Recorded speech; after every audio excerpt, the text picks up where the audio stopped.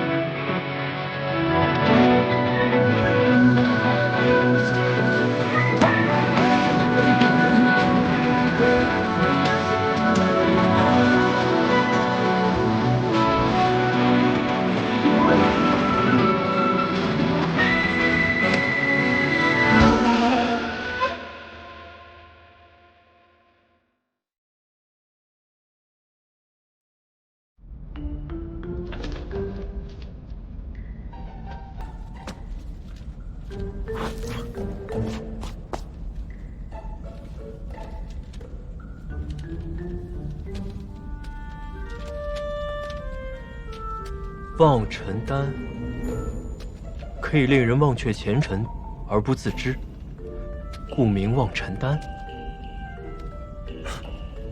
这东西好啊，日后有大用，可以记下来。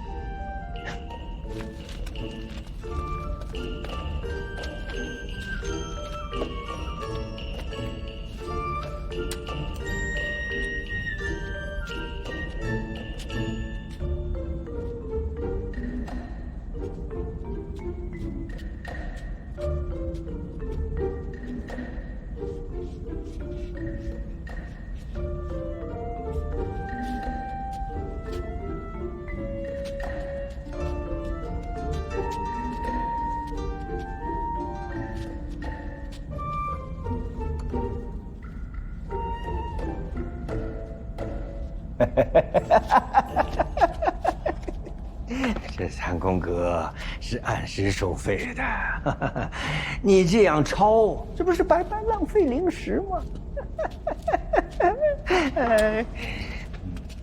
敢问徐老有何办法？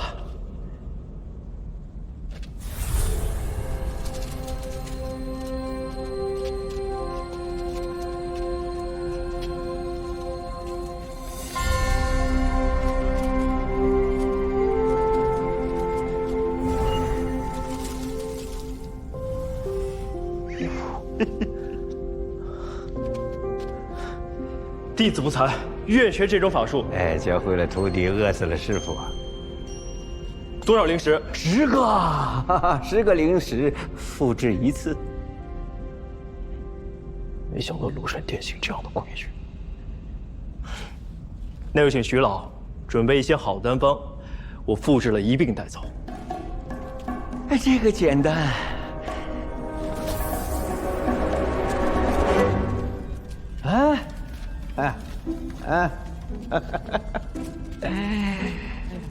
这些可以吗？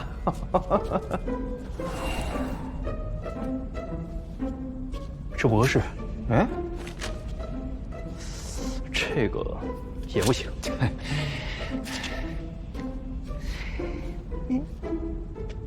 庐山殿里不会都是这种货色吧？第一次来庐山殿的人都这么问呢。殊不知，没有好的炼丹炉，拿到再好的丹方，也炼不出来。徐老的意思是得先在你这儿买了丹炉，才能看到好的丹方。算你聪明。如果你买了我的炼丹炉，这丹方买我就送200灵石，最低180。丹炉放地火之屋了。丹方呢？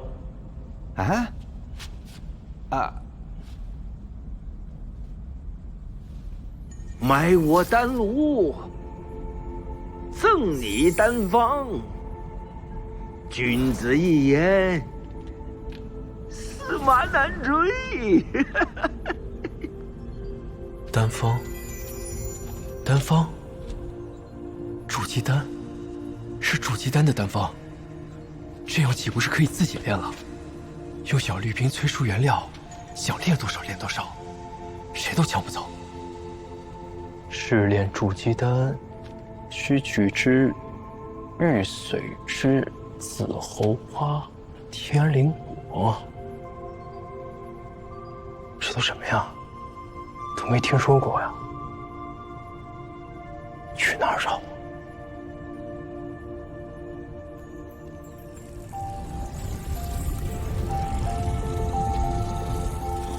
这里就是地火之屋了。还有180灵石一个的丹炉，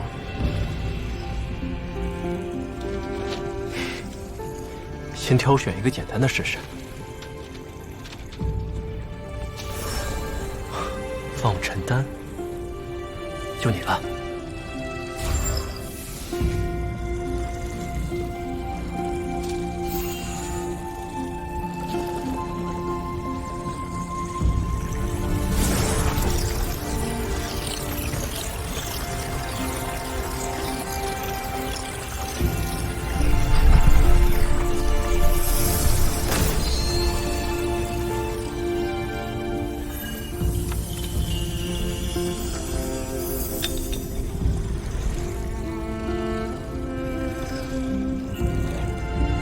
居然一次就成了，不愧是180灵石的丹炉啊！再炼一个黄龙丹试试。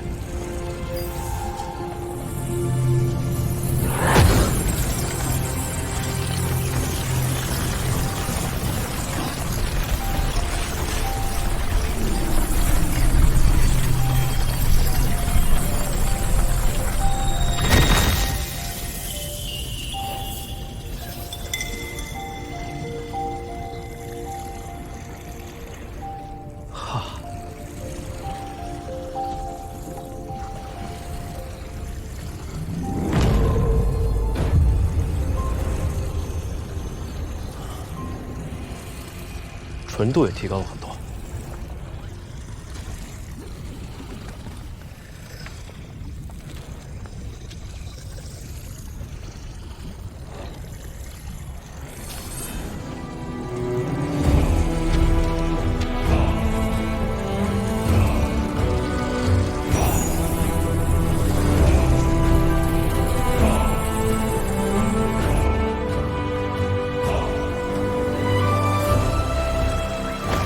我在百药园开辟了一处秘密药田，用小绿瓶催生药草，继续实验推演不同丹方，炼制了不少有用的丹药。只是最重要的筑基丹所需的那几味药，还没有头绪。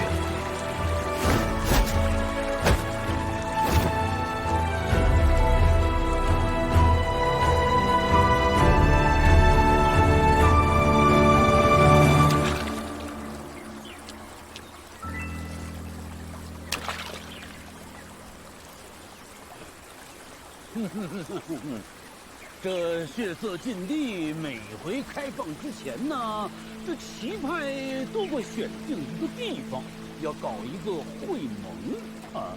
这毕竟关系到各个门派这未来几年的发展啊。所以说呢，每一次血色禁地开放，都血色禁地关系到各个门派未来实力的高低。对了，我还听说一个事儿啊，就是说这个只要进了血色禁地的弟子，都能获得一枚筑基丹，这事儿是真的假的？假的。哎，我就说嘛，但是，这个传闻呢，也不算离谱啊。你知道这血色禁地为什么又叫做奇派的灵草库吗？因为此地生产着各种珍贵的灵草，在整个越国，也只有那里，才有试炼筑基丹的原料。怪不得在市面上没见过那几味药。一次试炼，左府里的弟子都要抢着去了吗？非也，血色禁地进去并不难，难的是如何出来。禁地是九死一生，你知道往年参加试炼的弟子存活率有多少吗？不到半数。这么危险？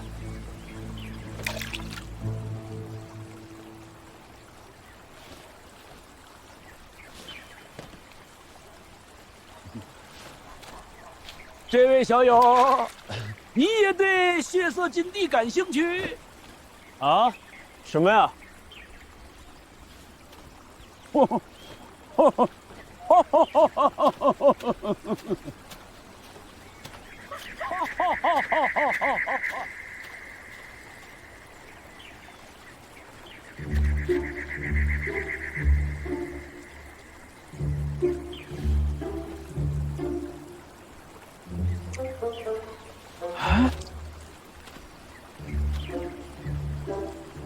师弟，你吃的那是什么呀？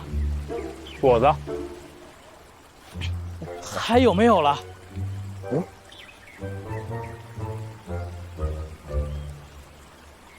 正好，还剩一个。哎，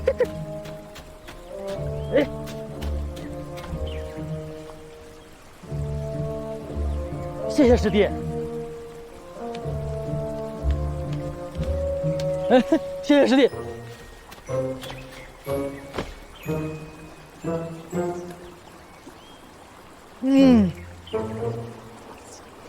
师兄，刚刚那人谁啊？他你都不知道？向之礼向师兄，部内年龄最大的炼气七修士，去了好几次血色禁地，还都活着回来了，就是还没筑基呢，也是奇怪。这老头真笨，天天就是要赏乐。门派打得好算盘呀，需要丹药，就逼着我们这些炼气弟子拿命去换。你们说，那老头是不是诚心吓唬人？一把年纪了，还没筑基，他肯定最着急去血色禁地博筑基丹了。明明想去，又怕年轻人抢他名额，就来吓唬我们。不过，他万一说的是真的，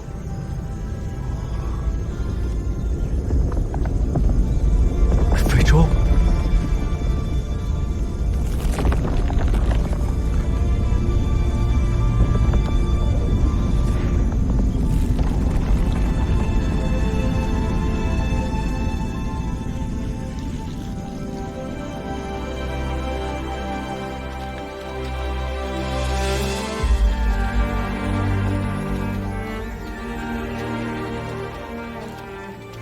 诸位长老远道而来，周某有礼了。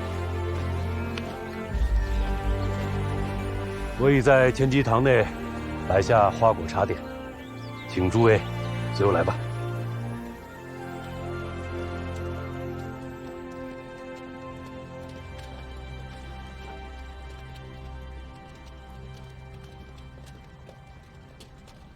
师叔，一切都准备好了。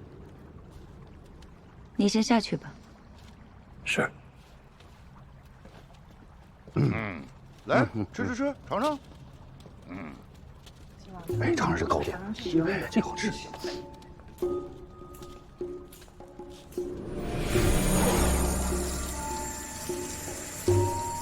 味道不错啊，比上次好吃啊。别吃了。就是，这都没吃饱呢。禁地开放在即，按规矩呢，由我们黄风谷保存并使用的岳阳宝珠，是时候移交给下一派偃月宗了。师姐，稍等一下，在移交宝珠之前，我有一件事想跟各位长老商量一下。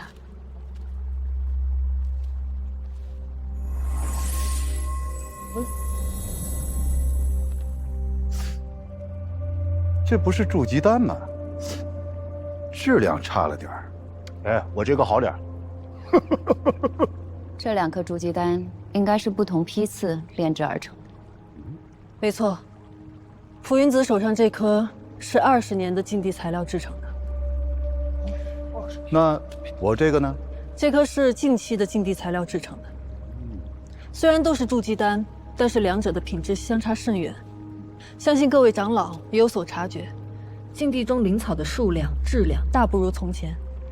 所以，我代表偃月宗在此提议：此次禁地执行后，将提前进入禁地封闭期，将禁地封禁60年。什么60年？这太长了吧？这太久了。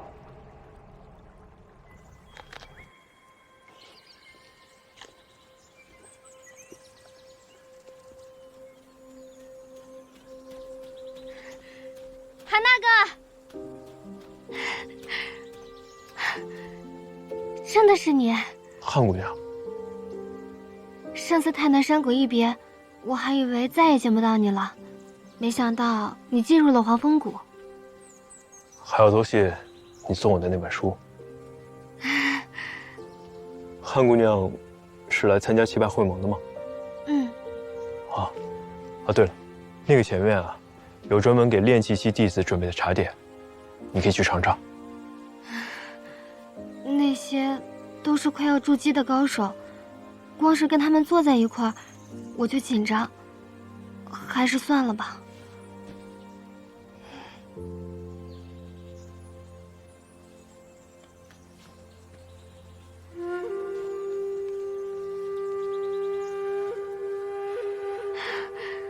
谢谢韩大哥。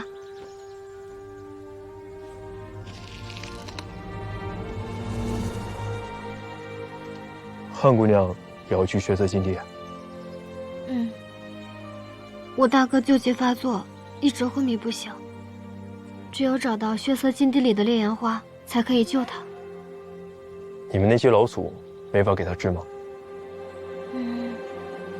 所以，我一定要亲自去找到烈焰花，把我哥治好。唉，死也治了。你对你哥哥真好。我有个小妹，在我离家的时候，她也就这么搞吧。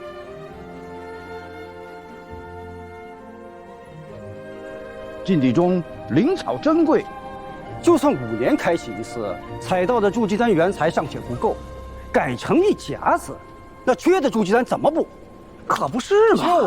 就是你们偃月宗家大业大，那自然是备了不少筑基丹。可是我们这几派可不行啊，多少弟子排队等着呢。就是啊，怎么办？筑基丹之所以重要，也是为了小辈考虑。每次禁地一开，折损的炼气修士几乎近半，这些弟子的性命，诸位长老就不放在眼里了吧？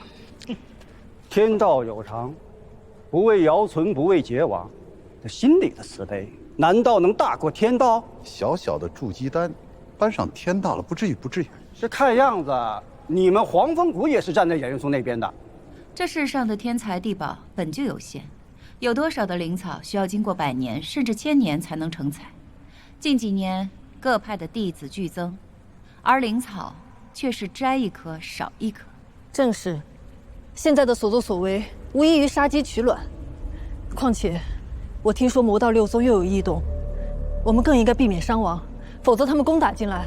魔道，几百年了，年年都说有魔道，可除了我们这几个老家伙，又有谁真见过？是啊。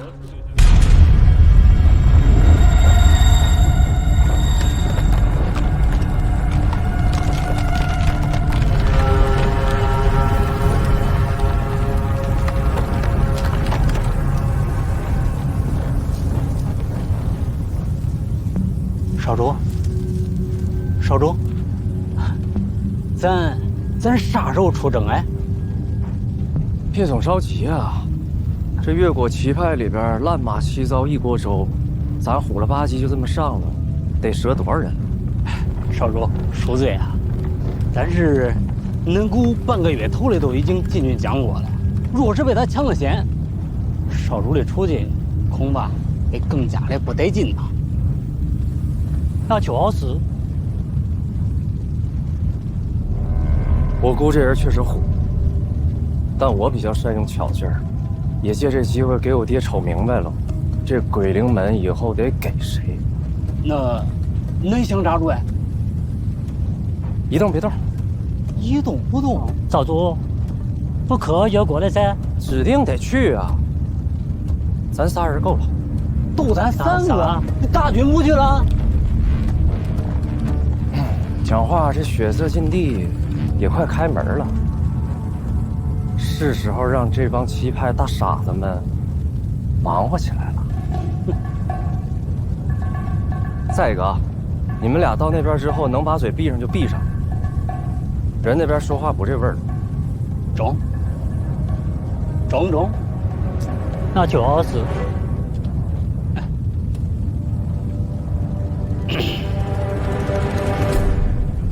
你们都是各派的老人了，西派如今势力如何，你们心里不清楚吗？比5年前如何，比60年前又如何？哎，正是因为各门派的势力在下滑，我们才更需要到这个禁地多采一些灵草回来，不然这些练气的弟子如何向上提升锻炼呀？对呀，是啊，总不能害怕牺牲就不去禁地，这不是因噎废食吗？对呀，我们几个反正不同意。怎么一个比一个轴啊？啊？哎，我是都无所谓啊，只是5年一次赌，这次要60年一次赌，我不知道某些人等不等得起。哎，你说谁呢？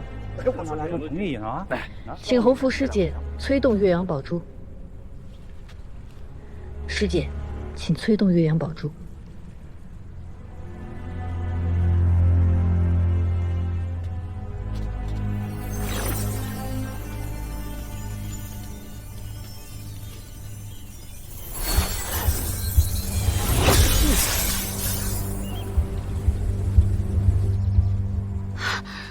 那是什么？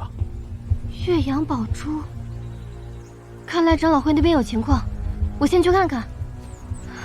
潘姑娘，一定要从禁地平安回来。嗯，再见。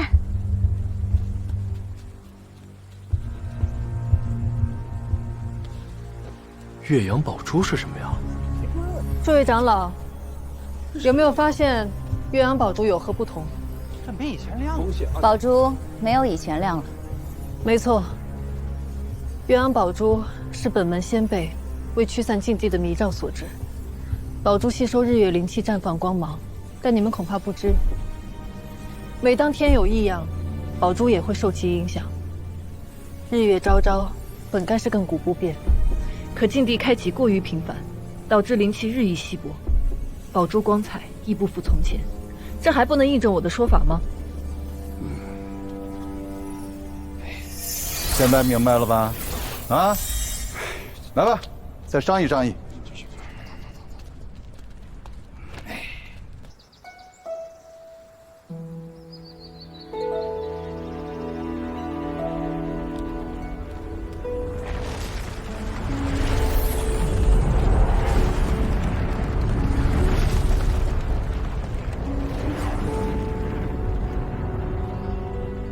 这血色禁地如此凶险，要不等下次开启，准备充分些再去吧。听说了吗？以后这血色禁地要改为60年开放一次，这下要拿到筑基丹，恐怕更加困难了。是啊，可要不突破筑基期，这寿元也就100-200年，再来一个60年，那莫不是要等到老？要不这次咱就去吧，去的话问问表姐，她去咱就去。不用问了。那姓陆的去，表姐肯定也要去。但是这一次改了规则，去的人肯定比以往要多，咱们务必要小心行事，别因为这个丢了性命，那就不值得。好，那快走吧，他们都在这报名呢。走。如果再开，就要等60年。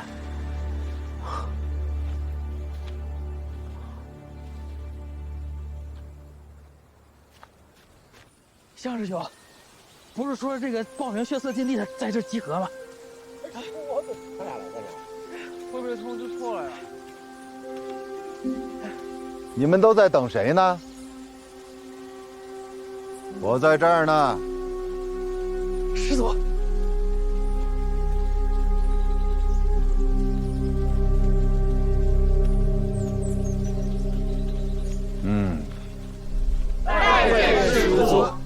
的人还挺多。哎，你们都做好送死的准备了吗？啊？不是我吓唬你们啊！我们黄风谷弟子数千，筑基的有多少知道吗？不过100人。知道是为什么吗？因为筑基丹稀少。不光如此，还因为炼气筑基虽然只差1阶，但是境界却相隔10万8千里。所以啊，有很多人都会像你们一样，都想进禁地碰碰运气，结果呢，白白丢了性命。别说筑基了，连活下来都是奢望。所以啊，若是你们没有拿出必死的决心，老夫奉劝你们赶紧回去啊，以免你们的仙途到此为止。那当然了，若是听到老夫的话，你们依然有决心，可以站出来，我看看都有谁。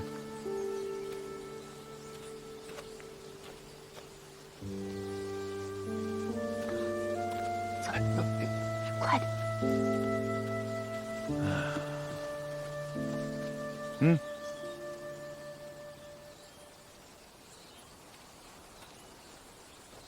哎，你们这13个人是不是已经听到禁地再开要等60年的消息啊？啊？可以呀，挺聪明。咱们黄风谷此次进禁地有15个名额，现在还有2个。我，哎呦，这么大岁数能行吗？哎呦，我可不想再等60年呢。可以理解啊，那还差1个名额。这样吧，我数3个数，1，嚯，会抢跑了。你一个炼气11层的也敢去送死啊？禀师祖，弟子资质差，没那么多时间等60年，望师祖成全。不错，有个性，我喜欢，啊，就是资质差了点啊。行了，你们这些人回去吧，啊。我也不要去，早看什么了？先回去啊！想去，等60年之后那波。 60年后我都120岁了，师祖。再给个机会吧，师祖。师祖，后面还有考核和训练呢，啊，万一哪个淘汰了，你们就有机会补上嘛。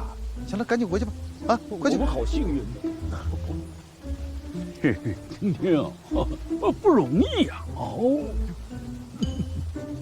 勇气乃万世之始啊！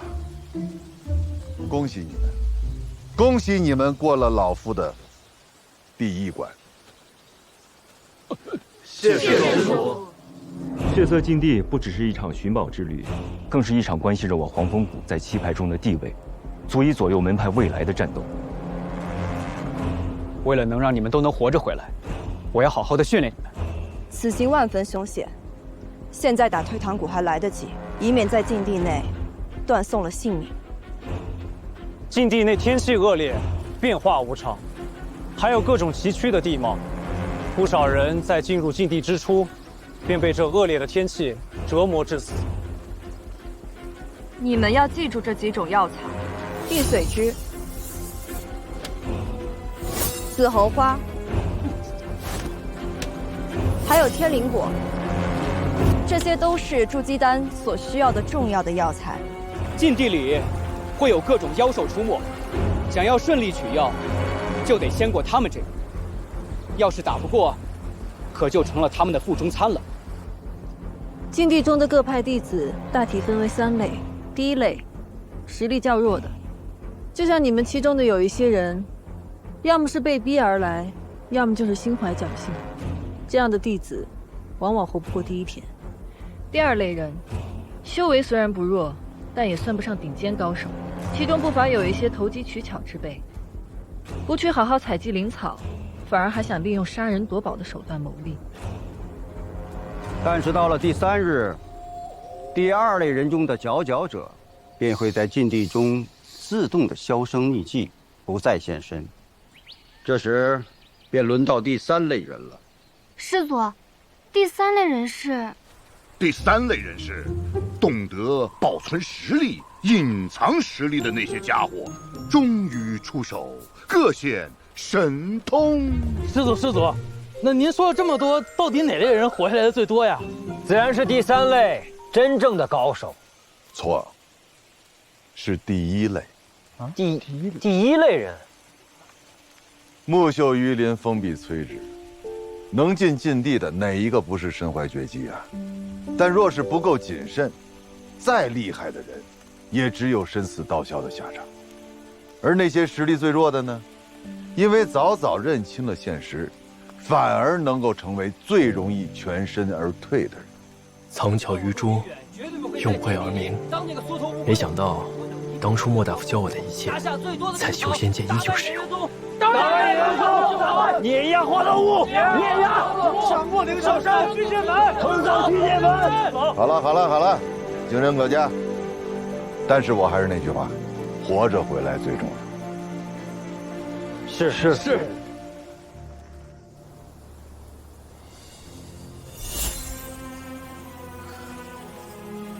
岳阳宝珠是本门先辈为禁地之行所制。它不仅可以绽放奇光，还可以克制各种迷雾毒障。血色试炼中啊，有一个宝物，叫岳阳宝珠，光如日月。就是因为它在血色禁地中太过好用，被其他6派集体声讨。我们偃月宗不得不将宝物献出，成为7派共有之物。禁地之行后，原执掌宝珠的一派就要交出此物。只是今年，又回到了我派手中。7派约定，只有在第4天才能打开岳阳宝珠。那师祖，是不是到了第4天，采集灵草就更方便了？恰恰相反，岳阳宝珠未出现的时候，你们暂时是安全的。当岳阳宝珠一出现，你们就要注意躲藏。这是为什么？因为它的出现就是杀戮的信号。你想一下，如果你是花了3天，结果什么灵草都没采集到的人，在剩余的有限时间里，你会做什么？杀人夺宝。现在我要将岳阳宝珠交给你们其中1个人，燕如烟。弟子定不辱使命。近来身体如何？有没有再发生晕倒的情况？多谢师父关心，如烟好多了。自从入宗门之后，心口救急就再也没有犯过。即便如此，也不能大意。我找了些古籍，想要根治你的病，需要找一位按灵根修士，阴阳调和。多谢师父关心。如烟现在一门心思只想修行，还不想婚姻之事。师父让我留下是有正事吧？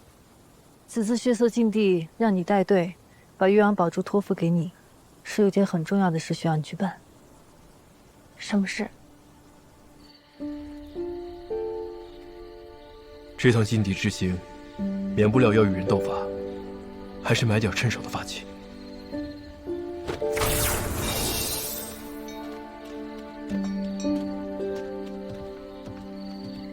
在下望宇，是万宝楼的掌柜。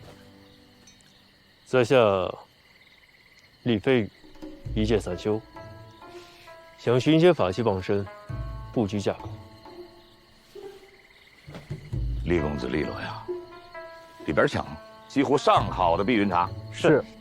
不用了，我呢也不是来喝茶的。你这要没有好东西，我就不浪费时间了。厉公子留步。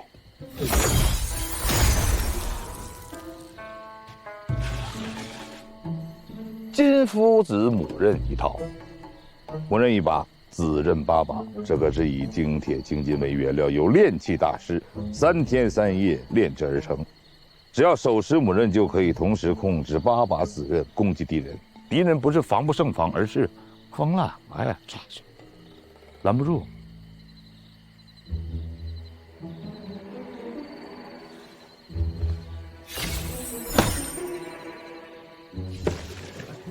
玄铁飞天盾，罕见的防御性法器，用大块寒阴之地的玄铁精炼而成，不但坚不可摧，一经施法驱动，就可围绕四周，自动防御。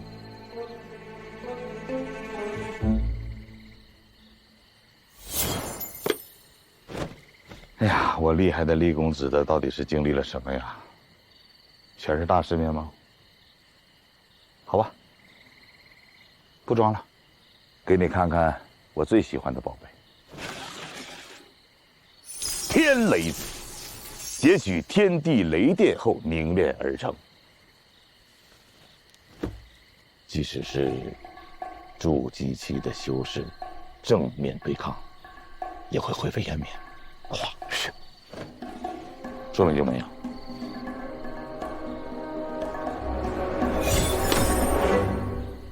宝贝珍贵，但这个价格，也不知道李公子什么实力。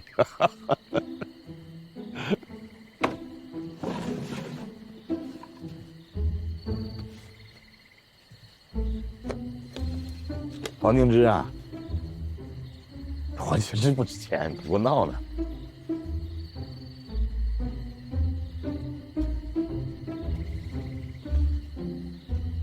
上百年的黄金枝也值不了几个钱啊！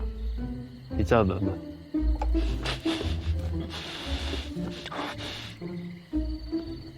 500年，500年，500年，500年可以。这些不够，把你们这最好的拿出来。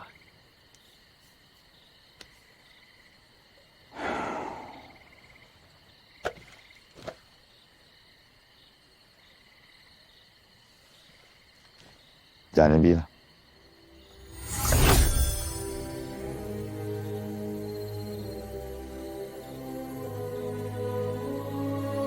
金光砖福宝，本殿的镇店之宝。这还是结丹期的修士才能练得出来的啊！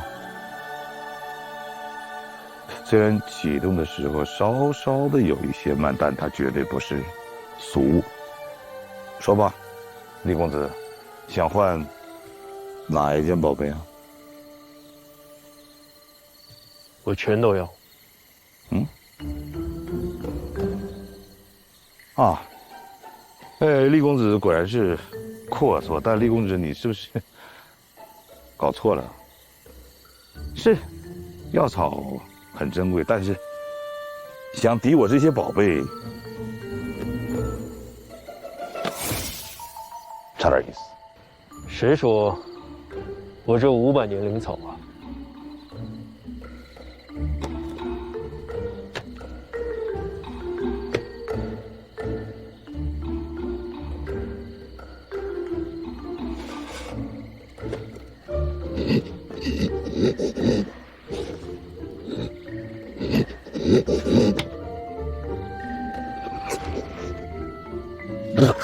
亲王，前面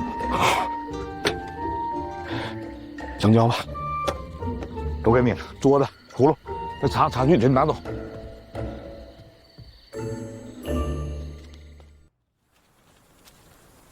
境地之行万分凶险，我们务必要携手行事。是要跟你们同行，我可是要单独行。师姐你怎么了？行了，你们别愣着了，赶紧去找师祖，他旧疾复发了。这里地处偏僻，正好试试新买的东西。金父子母刃。陆明远，我把筑基丹都给你了，你现在要悔婚吗？有人。师妹，何必这样呢？只要我能得到董轩儿的青睐，那洪福师祖很有可能会收我做门下弟子，还愁筑基丹呢。没想到你是这样的蠢货。哎呀，好了，师妹，师兄一会儿便让你知道为兄的好。嗯，别碰我！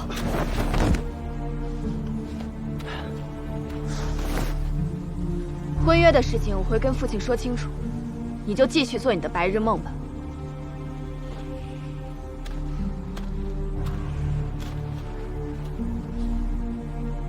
筑基丹还给我，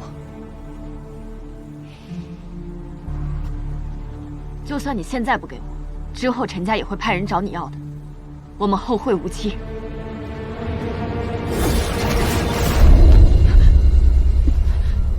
好了，师妹，别担心，这不过是我的丰富之术。如果师妹不是陈家家主的独生女，放你一马也未尝不可。只是我实在担心你由爱生恨，来报复为兄。筑基丹，为兄笑纳了。只是师妹你，最好还是从这世间消失最为妥当。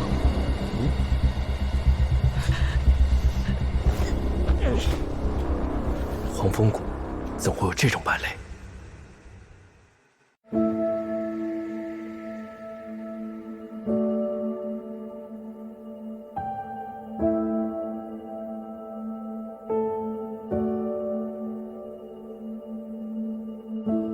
梦里有梦的碎片，鲜血落在水中天。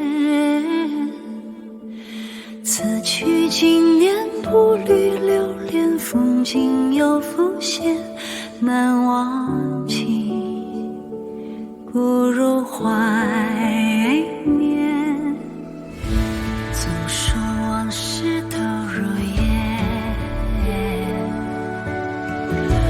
回首荒唐不忍言。喧嚣红尘，寂寞书卷，挥去了流年。这望眼，时过境迁。秋风泛起，又见炊烟，似天边，犹如眼帘。回首已在山。